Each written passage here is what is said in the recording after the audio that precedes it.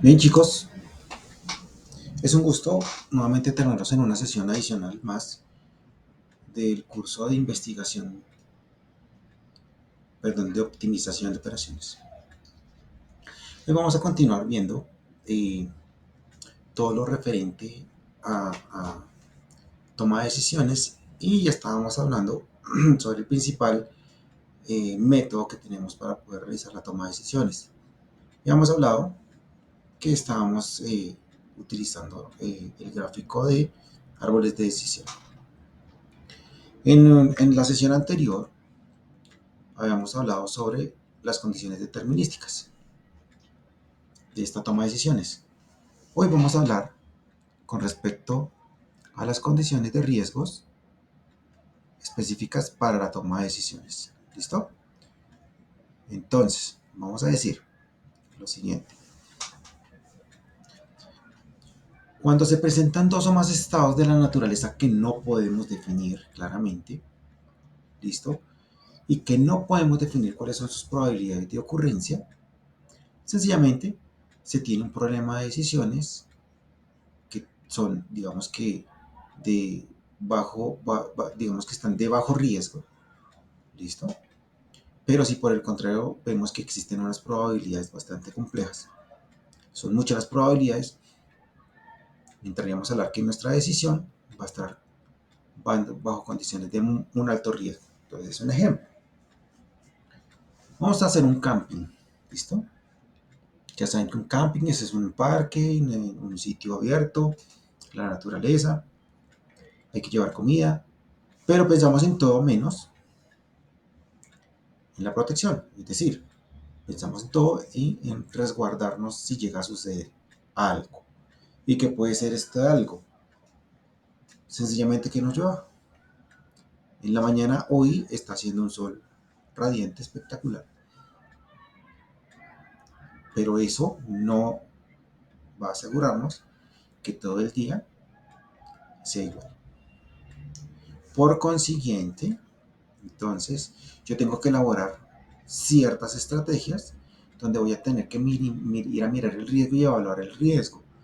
Entonces, lo primero que yo hago es ir a coger mi celular que tiene estas aplicaciones de clima y voy a determinar a una hora específica qué podría pasar. Entonces, yo llego, entro y miro y me va a decir, no, hay un 10% de posibilidades que llueva. Ah, bueno, un 10% de posibilidades que llueva a la hora que yo voy a estar en mi campo.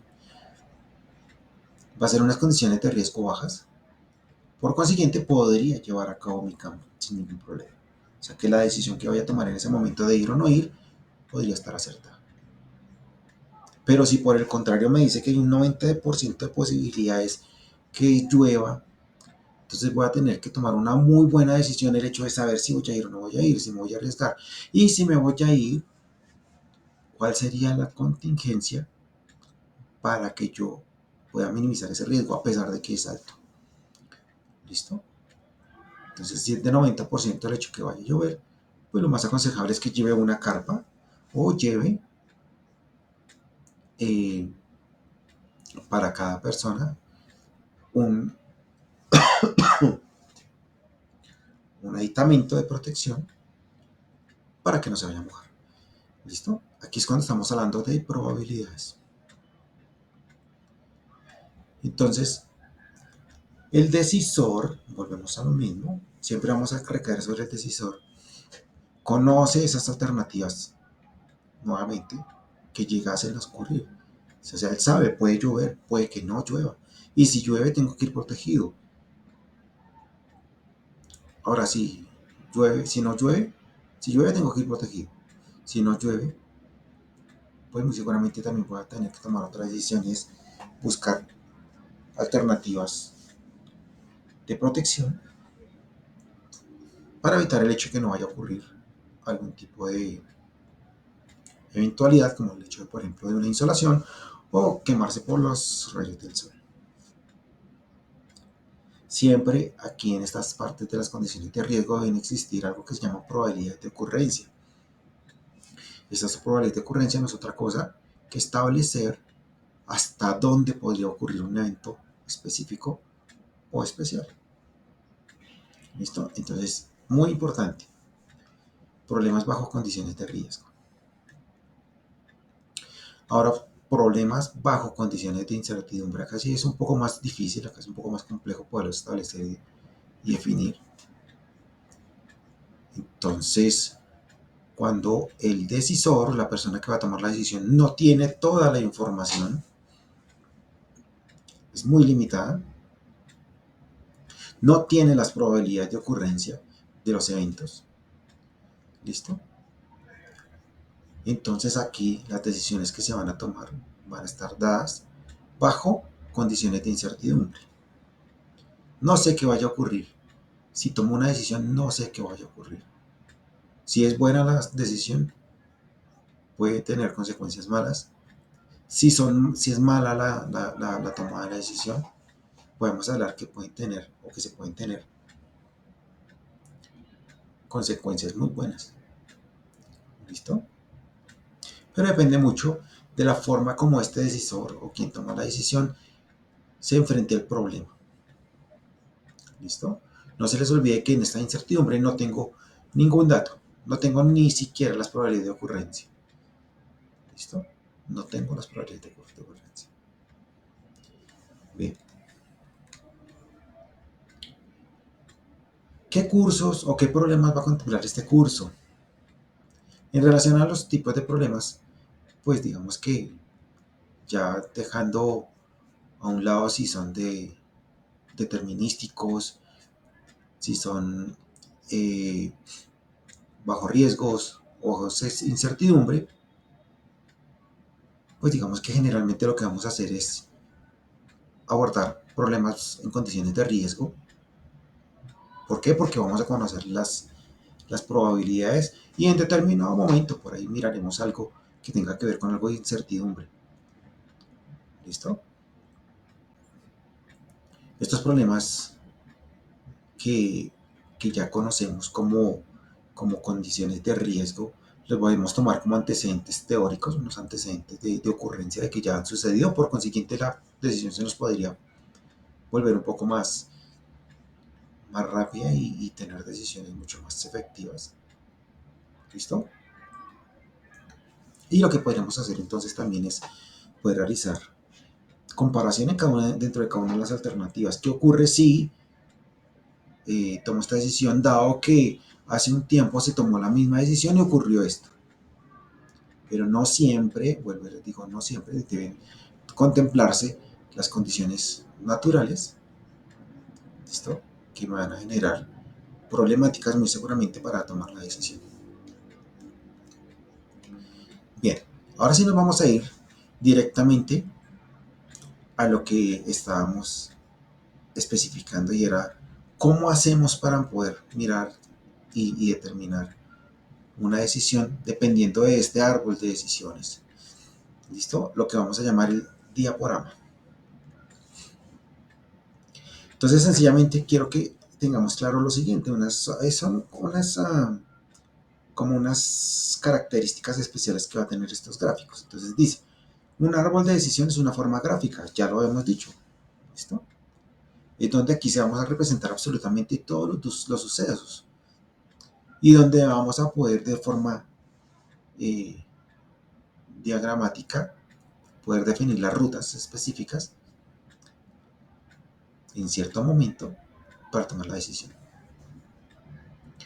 También podemos decir que estos árboles de decisiones van a permitir tomar la mejor decisión. La mejor decisión termina siendo la más acertada porque vamos a utilizar el tipo de problema bajo riesgo.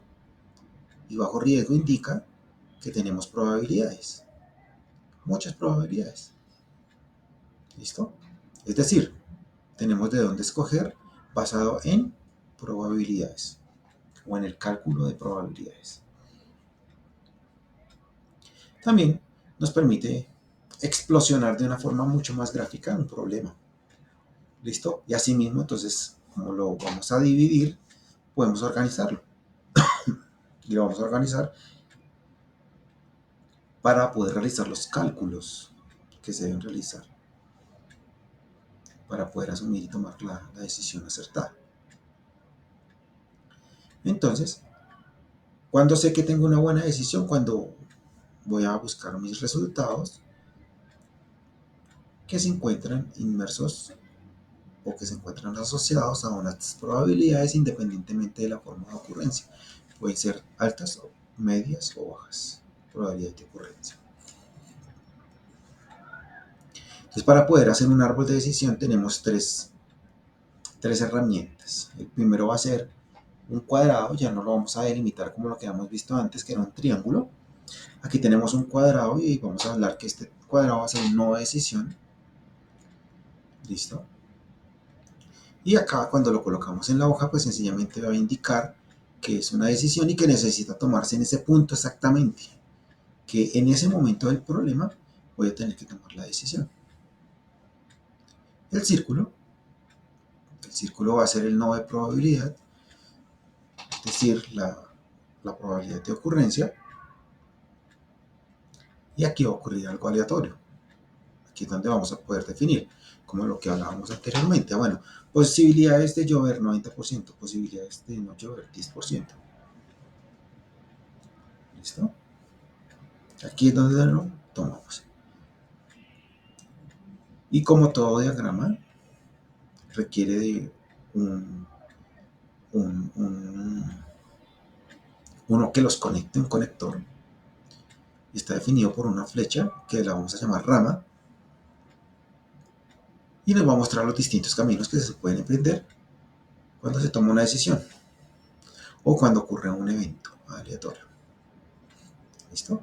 Entonces con estos tres podemos armar un árbol de decisión con el que vayamos a mostrar qué ocurre con un problema específico. Entonces lo primero que tenemos que hacer es una metodología. ¿Se acuerdan que yo les había hablado? Aquí va también a estar definido, aquí también va a estar involucrado el analista. Entonces lo primero que hay que hacer cuando yo tengo estas metodologías es definir un problema. Todo nace a raíz de un problema, porque si no fuese así, sencillamente seguiríamos procesando todo como hasta el momento. Si yo entro a mi hogar, todo funciona exacto, no tengo ningún problema, todo, yo voy a trabajar, mis hijos están estudiando, mi esposa trabaja, tengo una empleada para que me haga el almuerzo, para que me haga el aseo, todo funciona. No hay un problema. Sencillamente no voy a tener momentos para tomar decisiones. O sea, no es que no existan, sencillamente es que hay momentos en los que no voy a tener un problema para realizar o tomar un problema. Pero si por el contrario, tengo inconvenientes de tiempo, no hay quien haga la alimentación, no hay quien haga el aseo, tengo un problema, definir el problema. Ahí es donde tengo un problema. Dentro de la empresa, tengo una máquina que se encuentra en ocio, no ocio, en tiempo muerto. Tengo un empleado que se encuentra en tiempo de ocio, es el problema. ¿Qué voy a hacer entonces para que poner entonces a funcionar tanto la máquina como el empleado en determinado momento? ¿Cómo lo voy a hacer? ¿Cuáles son las probabilidades que yo tengo para poder hacer lo que trabaje? Tanto la máquina como el empleado. No porque sea un perezoso, sino sencillamente porque no hay nada que hacer. Entonces hay decisiones que se deben tomar prontamente. Quiero aclararles algo de lo que se estaba diciendo ahorita. Tiempo muerto lo mido con respecto a las maquinarias. ¿Por qué? Porque sencillamente la máquina está hecha para que elabore o para que haga una labor específica. ¿Sí? Pero si yo no la alimento, no es un tiempo de ocio porque la máquina está dispuesta a trabajar lo que yo le ponga a hacer. Pero sí será un tiempo muerto para la máquina porque no está trabajando. Mientras que para los empleados sí es un tiempo de ocio. No por el hecho de que no haya material para poder trabajar, porque lo puedo poner a hacer otra parte del proceso específico, porque tiene la habilidad para hacerlo. ¿Listo? O sea que podía ocupar todo su tiempo en un determinado momento y así eliminar el ocio del trabajador. Pero si solamente es un trabajador especializado en un proceso y si no tiene trabajo, sencillamente es un tiempo de ocio que debemos buscar la forma de poder trabajar y cambiarla. ¿Listo? Continuando con lo que estábamos hablando, después de definir el problema tenemos que dibujar el árbol de decisión, ya conocemos. Tenemos acá la forma, tenemos las herramientas para poderlo dibujar. Un cuadrado, un círculo y unas flechas, son 3 nada más. Listo. Tan pronto armamos nuestro árbol de decisión, empezamos a asignar las probabilidades de ocurrencia a los estados de la naturaleza. Es decir, los tiempos probabilísticos, las probabilidades de ocurrencia de cada una de las alternativas. ¿Listo? Seguido, vamos a calcular las ganancias de cada combinación posible de alternativas y estados de la naturaleza. Cuando hablo de ganancias, quiere decir del resultado. Y muy seguramente este resultado nos va a arrojar que sí tenemos posibilidad de poder asignar adecuadamente unos recursos. ¿Listo? Por último, resolver el problema mediante el cálculo de los valores monetarios esperados. Valores monetarios esperados de cada nueva naturaleza. No se les olvide que en una toma de decisiones está implícito el hecho del manejo de recursos. Y entre el manejo de los recursos se encuentra la parte financiera o los valores monetarios. Al final de cuentas sería lo que va a definir mi problema. Entonces vamos a empezar ya como en forma a mirar qué quiere decir esto de desarrollar y hablar de los árboles de decisión con mayor exactitud. Entonces, mire, este es el ejemplo de cómo yo voy a armar ese árbol de decisión. Cómo lo voy a construir. Entonces, habíamos hablado, acá tenemos una decisión. ¿Listo? En esa decisión tenemos la acción 1 y la acción 2, unidos por las flechas. Y acá tenemos la parte probabilística. Me voy a comprar unos zapatos. Sí y no. Si me los compro o no me los compro. ¿Qué probabilidad de que me los compre? 60%, 30%. Lo que tenemos que tener en cuenta es que estos dos al final deben sumar el 100%. Porque de nada me sirve si tengo decisión comprar zapatos 20%, decisión comprar zapatos 10%, no comprar zapatos. No estaríamos teniendo una alternativa real. ¿Listo? No tendríamos una alternativa real. La sumatoria de todas las probabilidades tiene que dar 1 o 100, que terminaría siendo lo mismo. ¿Qué pasaría? Entonces voy a comprarme los zapatos, si me los compro, ¿listo? Probabilidad de ocurrencia 70%, quiere decir que por este lado ocurrió. Consecuencia que me quede sin plata para la quincena, que no pueda comprar una camisa. Consecuencia 1 y consecuencia 2.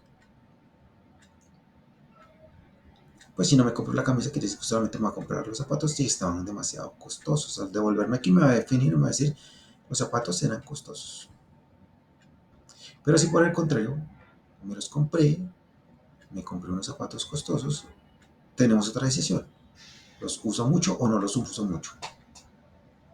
Y acá tendríamos otra probabilidad. Los voy a usar el 70% de las veces, no los voy a usar el 30% de las veces. De un total de unos días específicos. Y así podríamos ir empezando a agrandar nuestro árbol de decisión. Entonces acá tenemos un tronco, mírenlo, acá es un tronco, una decisión, y empieza a ramificarse. Y cuando empieza a ramificarse estamos hablando que hace referencia a un árbol. Por eso se llaman árboles de decisiones, árboles de toma de decisiones. Primer ejemplo, de forma gráfica. Solicitar conceder un crédito. Vamos a definirlo claramente, miren. Armar el problema, ya tenemos el problema. El problema sería solicitar conceder un crédito, o sea, alguien que venga y nos haga solicitud de un crédito y nosotros se lo entreguemos. Entonces yo como analista de crédito, ¿cierto? Me encuentro aquí me encuentro como analista de crédito. Voy a armar primero mi árbol, acá no hay nada de probabilidades, ¿cierto? No hay nada de probabilidades. Lo primero que defino es, ¿le concedo el préstamo? No le concedo el préstamo. ¿Listo? ¿En qué momento le voy a, según las estadísticas, le voy a conceder el crédito? Tan pronto tengo estas probabilidades, voy a ir a mirar que si tengo una devolución de lo que le presté, es decir, me lo devuelvan o no me lo devuelvan. ¿Cierto? Devolución significa que vaya a pagar el crédito normalmente en los plazos pactados. Ahora, si hago la devolución, puede existir que la haga de forma normal. Emiten un recibo para pagar los 15 de cada mes y yo muy cumplidamente voy y realizo el pago de forma normal o de forma irregular. Sé que tengo que ir, estoy haciendo la devolución, la estoy haciendo sin ningún problema, pero sé que tengo que pagarlo los 15 de cada mes, entonces tengo que tomar una decisión. ¿Voy a solicitar una reprogramación o sin reprogramación? Muy seguramente, por la generalidad, diría que sin reprogramación. Después del 15 de 2 días pasados después de la fecha límite de pago, yo realizo el pago. Eso se llama sin reprogramación. O sencillamente cuando me llama un agente y me diga, mire, usted no ha cumplido con su obligación de pagarme el crédito el día 15, ¿para cuándo me lo podría pagar? Yo le puedo decir para el 20. Ah, bueno, le reprogramo el pago para el 20. Y listo. Eso en el hecho de que haya devolución, es decir, que yo esté pagando lo que me prestaron. Pero si no me están pagando, si yo como banco veo que no me están devolviendo la plata que presté, pues voy a tener que tomar una decisión. O lo envío para que haga cobro jurídico o no lo envío para que me haga cobro jurídico. ¿De qué depende? Va a depender nuevamente. Si lo paso a judicial es porque tiene un número de días específicos que no ha pagado. O si no es judicial, o sea, si no le hago el cobro es porque sencillamente es un monto mínimo y puedo realizar el cobro de otra forma diferente. Ya entraríamos a mirar cómo lo podríamos hacer. Ahora, esto dado el caso que tome la decisión que sí conceda el préstamo. Pero si decido no conceder el préstamo, pues sencillamente no va a pasar nada. Si no concedo el préstamo, no tengo a nadie que me esté debiendo plata. Y ya. Ahora, si ese cliente tenía una cuenta, que generalmente los créditos vienen asociados a las cuentas, pues si no concedo el crédito no pasa nada o sencillamente me cierra la cuenta. Pero si es una cuenta que no tiene fondos, sencillamente no voy a perder absolutamente nada. Entonces lo que hice fue armar el árbol de decisión y ya saber cuáles serán las rutas posibles de ocurrencia. Ejemplo 2, miren lo que sucede aquí. En el ejemplo 2 vamos a hablar de una empresa está interesada en abrir un restaurante de comida regional. Existen 3 ubicaciones posibles para la instalación del nuevo local. Los locales están ubicados en distintos puntos: San Cristóbal de las Casas, Plaza Cristal, Tuxtla Gutiérrez, local de Mercado Central Tuxtla Gutiérrez. Entonces, problema. Quiero abrir un restaurante nuevo, pero tengo 3 rutas para poderlo hacer. Lo puedo hacer en 3 diferentes plazas definidas. Entonces, aquí ya tenemos asociados, entonces unos valores muy específicos. Mire lo que dice. Ya tenemos unos costos. Según su ubicación, entonces dice que los beneficios actuales o anuales para la ubicación 1 serían de 100.000, bueno, de 1.000.000, perdón. Para la segunda plaza sería de 1.200.000. Para el local en el mercado central serían 500.000 pesos. Si solamente tuviéramos esta parte para revisar la toma de decisión, esta parte que está aquí, diría que la mejor sería Plaza Cristal, Tuxtla Gutiérrez. Si fuese si fuese la única forma de decidir dónde lo vaya a colocar. Pero como no es así, también debo tener en cuenta los costos de arrendamiento anual. Y me dice que en San Cristóbal es de 250.000, de Plaza Cristal es de 275.000 y el local de Mercado Central de Tuxtla es de 45.000.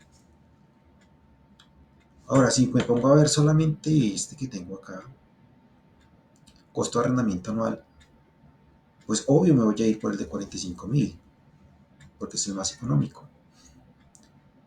Pero como no es así, porque tengo que compararlo con los beneficios anuales, ahora tengo un problema porque me dice que la mejor opción según esto son los beneficios anuales de 1.200.000 en Plaza Cristal, pero según el costo de arrendamiento anual es de 45.000, que me dice que es en el local, en el mercado central, pues la decisión va a estar entre estos dos, ¿sí? Pues no sé porque para eso sirve el árbol de decisión. Pero mire lo que sucede ahora acá. Me dice probabilidad de tener éxito, beneficios. O sea, si lo coloco en San Cristóbal de las Casas, el éxito sería el 65%. Pero si lo coloco en Plaza Central Tuxtla, es del 75%. Si lo coloco en el mercado, es del 55%. Ah, bueno, no, pues que me interesa que sea muy exitoso el 75%. El 75%, pero tiene, sí, efectivamente los beneficios anuales más altos, pero tiene el valor de arriendo más alto. Entonces voy a tomar esa decisión. No, así no la tengo que tomar. Tengo que tomarla diferente. Para eso armo mi árbol de decisión.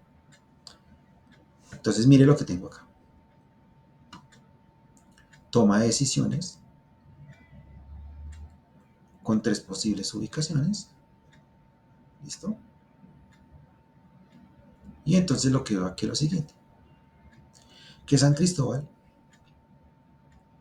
tiene una probabilidad de éxito del 65% y de pérdida del 35%. Acá esto me debe sumar el 100%. ¿Se acuerda que yo dije que esto tenía que ser el 100%? Si lo coloco en Plaza Cristal Tuxtla, el 75% de beneficios, 25% de pérdidas, me da el 100%. Al igual que el mercado central, 55 y 45 me da el 100.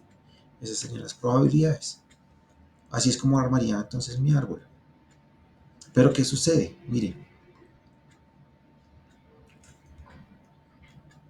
estoy trayendo de un lado al otro mis datos.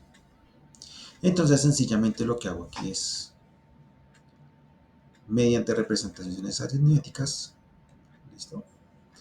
Saber que el 65% de probabilidades voy a obtener beneficios, ¿listo? Y que ese 65% voy a tener en cuenta que voy a tener unos beneficios anuales, pues sencillamente saco la probabilidad de este 1.000.000 de pesos con respecto al 65% de probabilidad de tener éxito y 250.000 pesos con el sencillo hecho de tener 65% de éxito. Es lo que estamos haciendo aquí. Entonces, dice 0.65 por 1.000.000 más, pero ¿qué pasa? ¿Por qué 250.000 me dice acá? Porque si no vendo nada, si no es un éxito, la probabilidad de no tener éxito quiere decir que no venda nada, pues de todas maneras tengo que vender, tengo que pagar el costo del arrendamiento.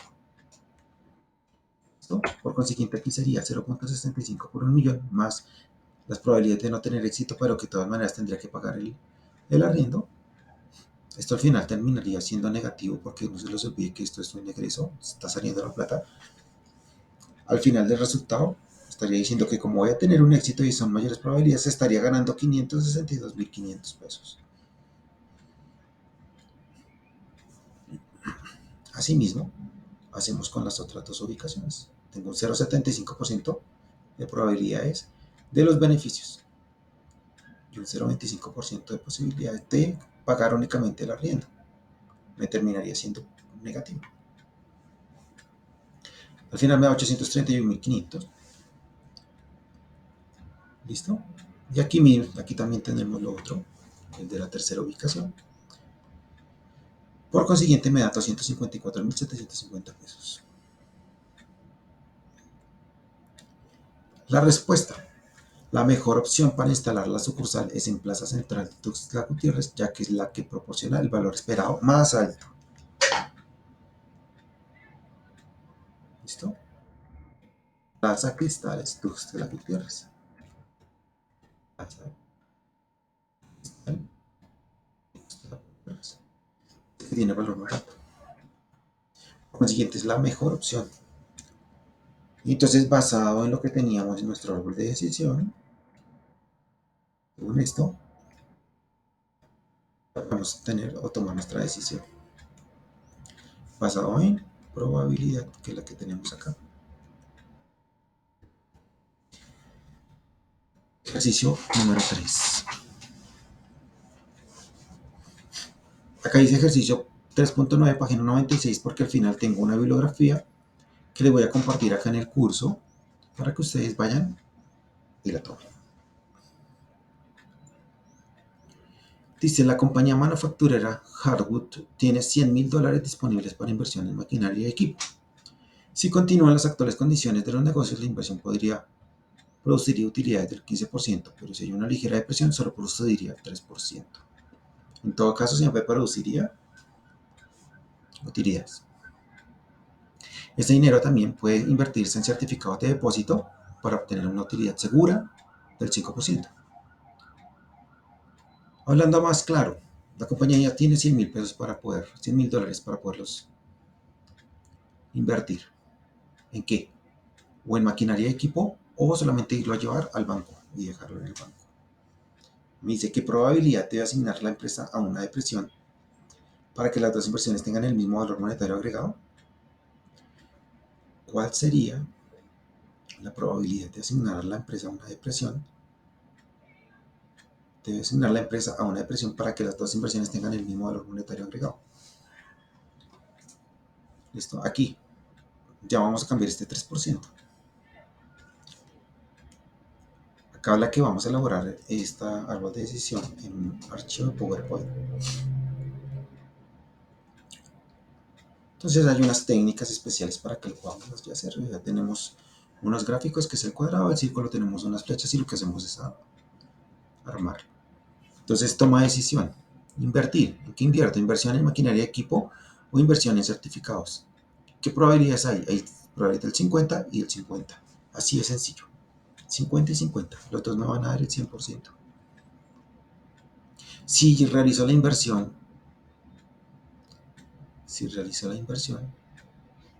me dice que condición actual del 15% de utilidad, en depresión el 3% de utilidad y el 12% de no utilidad. ¿De dónde sale este 12%? De restar el 15% con el 3% más el 12% de no utilidad. ¿Listo? Que sería la máxima utilidad que tendría la empresa en este momento. Mientras que si yo hago la inversión, fijo me va a dar el 5% de utilidad, no me va a dar ninguna no utilidad. Fijo me va a dar el 5% de utilidad.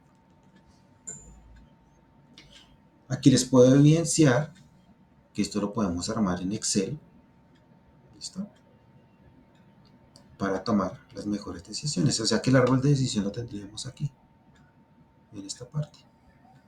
¿Se acuerdan? Si nos devolvemos, inversión en maquinaria y equipo, inversiones en certificados. Ahora tenemos los valores de la inversión, que los tenemos dados en el otro lado, ya sabemos que son fijos. El escenario es que hago una inversión normal y gane el 15% de utilidad adicional, o que haya una recesión. Aquí les quedó mal, que es el 3%. El 3%, eso me genera el 12% de pérdida. Y al final abajo en el certificado de depósito de término, que genera el 5% de ganancia. Mediante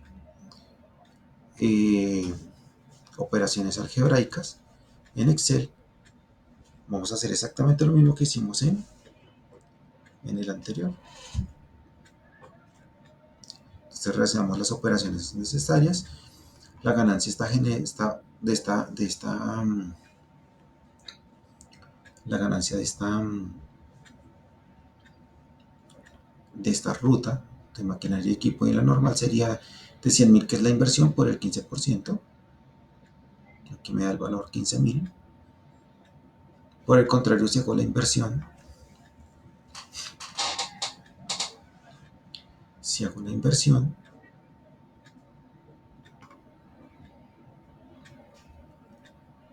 pero en recesión, solamente voy a ganar 2,000 y muy seguramente voy a tener una pérdida del 12%, que me generaría 12,000. Entonces yo hago la suma, este rojo significa negativo, 15,000 más 2,000 da 17,000, menos 12,000 me da 5,000.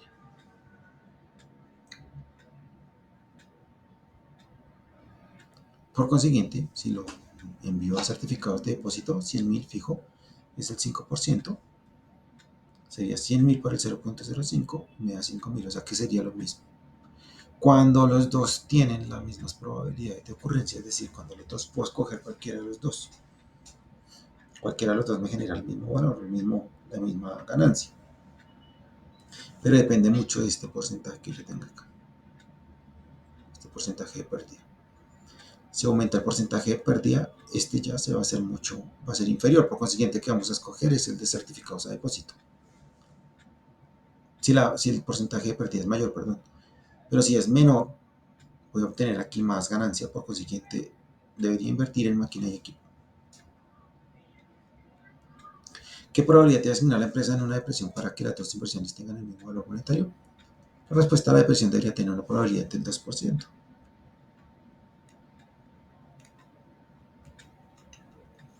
Aquí lo armamos con 3, miren, aquí me genera 6.000.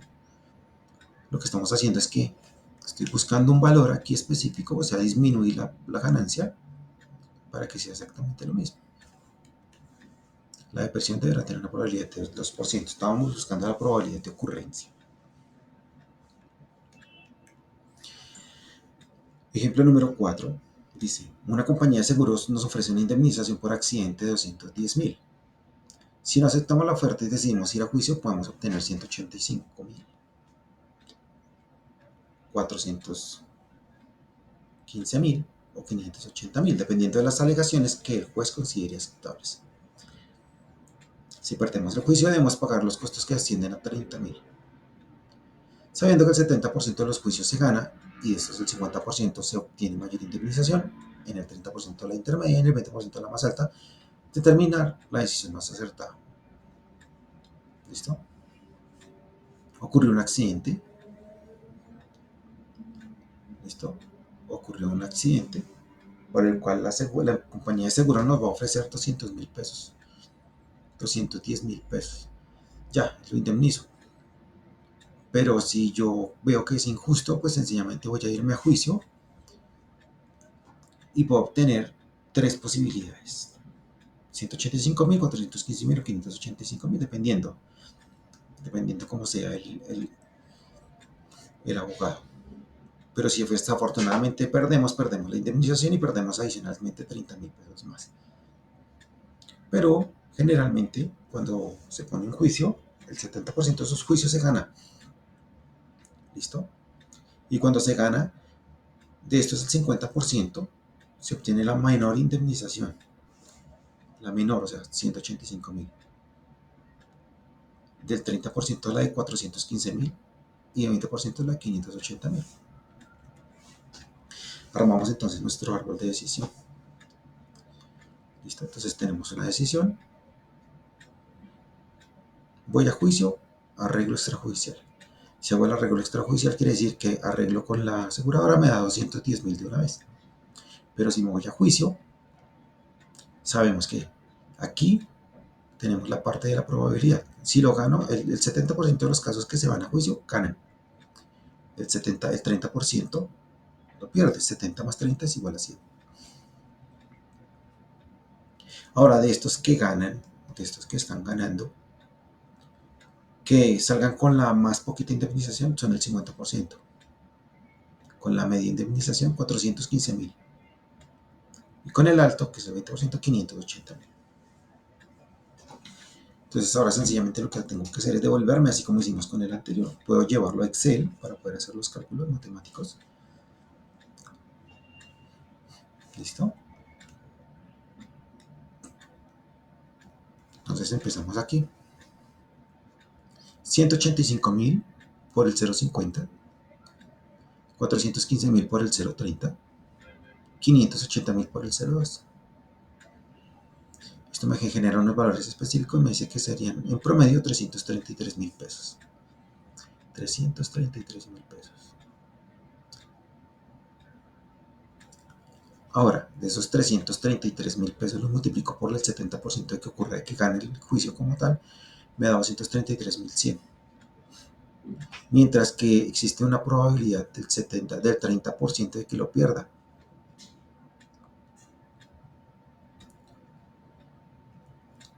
Pero ¿qué probabilidad es este que tenga que pagar? 9.000 menos 9.000. porque es la parte probabilística. Entonces sería 233.100 menos 9.000, me da 224.100. 224.100. ¿Qué es más grande? 224.100 o 210.000. Por consiguiente es más grande 224.000, que es la ramificación de ir a juicio. O sea, lo que me está diciendo el modelo del árbol de decisiones es que mejor me vaya a juicio. Digamos, la diferencia no es mucha. La diferencia no es mucha. Sin embargo, sí es más grande por este lado. Por consiguiente, tomaríamos la mejor decisión, que en este caso sería ir a juicio. ¿Listo? El ejercicio número 5 va a quedar para su disposición para que lo puedan desarrollar. ¿Listo? El 6 también. Cada vez vamos aumentando el nivel de dificultad. Estos son bibliografías que yo les dejo. Están colgadas acá dentro del curso, en las actividades de los cursos, para que ustedes vayan y los miren. Estos son libros que pueden encontrar con mucha facilidad en internet sobre árboles de decisión. No se les olvide que es una forma gráfica de poder tomar la mejor decisión, sin importar cuál sea el problema. Entonces vamos a devolvernos. Igual ese material va a quedar en el curso, acá, ejercicio 5. Como de práctica lo van a desarrollar. Está resuelto, pero háganlo ustedes mismos para que puedan evidenciar que no hay problema. El ejercicio 6. Listo.